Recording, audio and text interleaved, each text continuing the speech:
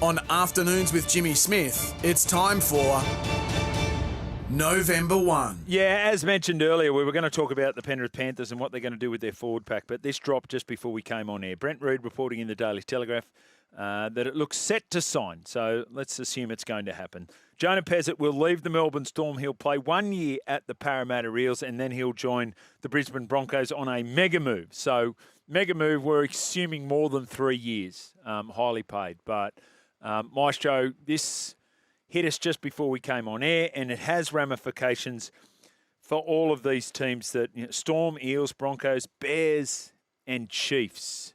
But overall, first thought when you heard the news? Well, the fact that some of that he was so highly sought after, Jimmy, in this report, with the Cowboys, the Eels, who have got him for a year, and Canberra all being in for him. And the immediate thought is, what's in this for the Parramatta Eels? They've got Joash Papali'i there, or Papali there.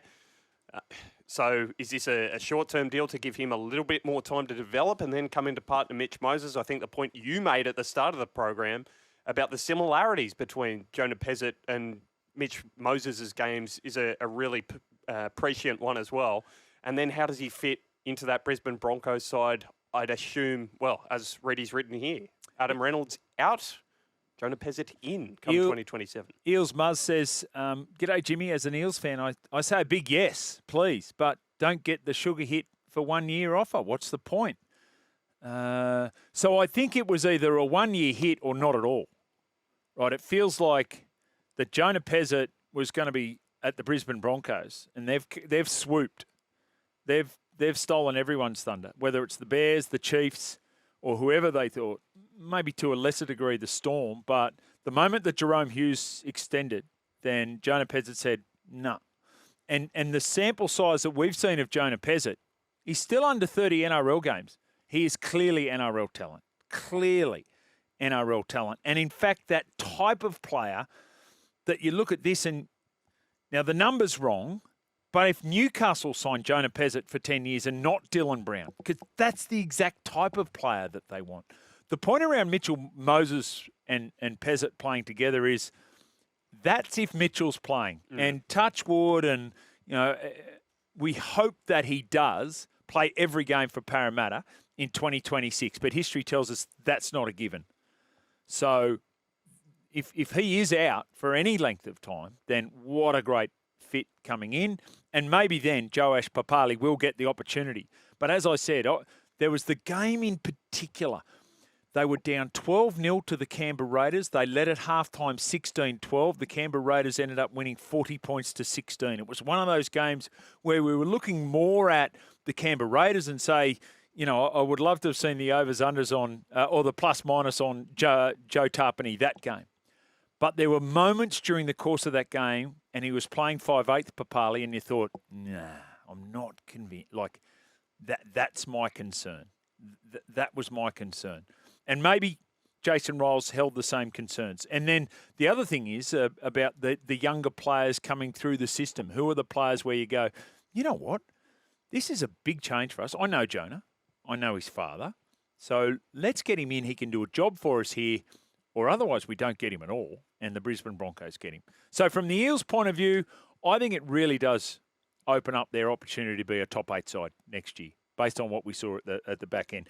Combined with the fact that Bailey Simonson and Jason Ryles have sorted out their issues that they had. So that's courtesy of Adrian Prezenko in the Sydney Morning Herald. So that's good news for the Parramatta Eels, because he's clearly NRL standard. Now let's have a look at it from a Broncos point of view. So Reynolds is there. Benny Hunt's there. Billy Walters is there. And then you've still got Ezra Mam, who showed what a class player he is in the grand final. And you know that, well, Reynolds will be done next year, if then. And then Hunt, probably the same. Perfect for a player of Jonah Pezet's capabilities and the fashion in which he plays to come into your organisation. I really do wonder how much Michael Maguire's thinking about Kobe Black's role in all of this as well, because he's been so highly touted. We've had so much word out of Queensland about what a promising youngster this guy is. Is this just having the two spots for the one position to create some competition? Does it block Blacks progression into the NRL. I don't think I see it that way. I think it's a Michael Maguire, let's try and have guys pushing each other to their best level to battle for their position. Jonah's way in front of Kobe. At the moment. No, from what I understand, there's been a real cooling. Right. On Kobe Black. Okay. Now, there was a real cooling on Tom Dearden, so let's not get too carried away, right? So, but as I said, Jonah has proven himself to be, across his games in the NRL, what's he had? 18. He's had 18 games for the Melbourne Storm. And he is the perfect foil for an Ezra man. Yeah. He literally, if you closed your eyes and say, well, what do we love about Nathan Cleary and Cam Munster together is, well, they're two elite players and their games complement each other. Ezra Mam, Jonah Pezet, Reece Walsh at the back, hooker, who cares? Name your hooker. Billy, Hunt, whoever. And Payne Haas. Yeah. And Pat Carrigan. Like, that is elite. That's, and they're all on the age. So what's Pezet, 22? Mam, 22. Walsh, 23. Payne, he's that fair bit older. He's 25. And Paddy Carrigan's 27. Like, that is 5 years of their best. That's ominous. That's what that is for everybody who's not wearing maroon. What's the share price today for the Brisbane Broncos? Like, I reckon there's a spot. By the way, it's fallen off dramatically over the course of the last week or so. But, like, that is a perfect move. Clearly they – and then there's the question. Good afternoon, Jimmy. How can a team like the Broncos, with all their juniors, keep buying the best halfbacks? Surely they should be in position that Andrew Abdo's Brisbane oligarchs have their cap reduced each time they purchase players instead of producing with their abundant junior base. I won't say that that's a good idea, but 169, you make a point. And that is, and he says you can't have that both ways. Otherwise, we have to have a draft. A draft! He then put in capitals. And I think what this underscores, despite all those people in Queensland that play rugby league and the great talent that's on offer there, how hard it is to get that player that can do that job. Absolutely. And, well, it's exciting for New South Wales as well. We might have another guy starting up there who is potentially an Origin player down the track. That's exactly right. Playing in high-pressure environments week on week in front of big crowds as part of the biggest rugby league club in Australia. So the Bears miss out on Jonah Pezet. Do they also miss out on Cam Munster now? This is a question for me, and this is the next question we have to ask ourselves. Where are the Bears going for their marquee signing? Because everything was indicating that the Storm, if they'd re-signed Pezet, were going to be happy to let Munster look elsewhere. Now that they've lost him, I don't think there's any chance they won't be underpaying Cameron Munster. The offer won't be a small one to him. No. And that might affect their, this is interesting in terms of the way the Panthers built their dynasty, right? On guys taking unders and being able to identify young talent who were coming through and they were able to get at good value.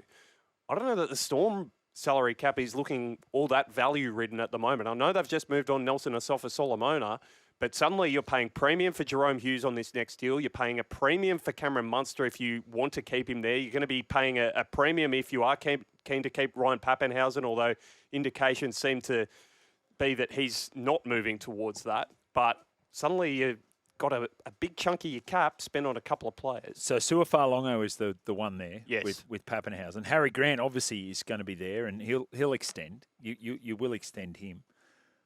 But then, is there a bombshell 5/8 come November 1 that they will have money to spend, the Melbourne Storm, if they want to move in that direction? That hasn't really been their go over the journey, though, has it, never Jimmy? been. It's a change in they've done direction. it once. That's when they were upset with the Brisbane Broncos for trying to steal all their coaches and their administrators, so they bought their best player. That player's name is Xavier Coates, who's now the best winger in the league.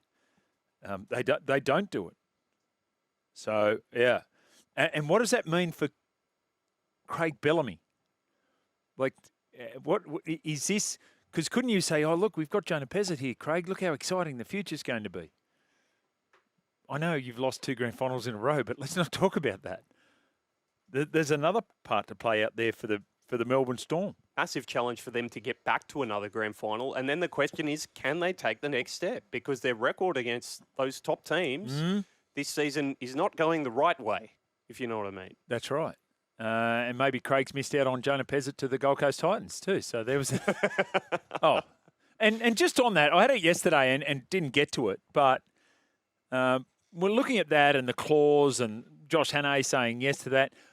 The Gold Coast Titans would have been derelict in their duty if they realised that arguably the greatest coach in the history of rugby league was about to move to their region and you didn't put a bid in for him. You are not even trying if you don't do that, is the way I see it. No, I tend to agree. Absolutely. So I think Wayne Bennett's got a farm at Warwick. So if Warwick get an NRL franchise, got to put in a bid for Wayne Bennett as well. Brilliant from the Eels. Lorenzo Talatona gets a year in New South Wales Cup and will be ready to go in 2027. He will be a star SG Ball Player of the Year. So that's from 502. So there you go. That's the second time we've seen that name, and we got confirmation of that from Lewis Shepherd. Thanks for watching. For more great content, subscribe to SEN League, your home of the greatest game of all.